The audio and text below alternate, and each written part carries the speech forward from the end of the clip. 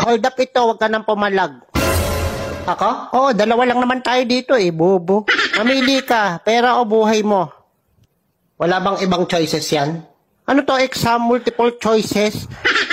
Ay, sarap sa kalin. Yung buhay ko, binigay ko na sa asawa ko. Yung pera ko, kinuha na rin niya. Hold-upper ka ba o nang-aasar? Wala ganun? Hindi ka binibigyan ng pera? Nang-aasar ka yata eh. O sorry na, hindi ko naman alam eh. Pagod ako, galing ako overtime oh. Pag sahod ko, wala ako nakukuha. Tapos, Wala ganun? Kahit pamasahe? ha? Pag mag-hold up ka, huwag ka na bang asar? Ang grabe naman affected mo. Saka ako hold upin mo, yung walang asawa, walang pamilya, ganun. Ano yun? Tatanungin ko muna kung may asawa o wala. May issue yan. O ito. May iyak ka na eh. Pag hold up lang, walang asaran. Hindi ko naman alam eh.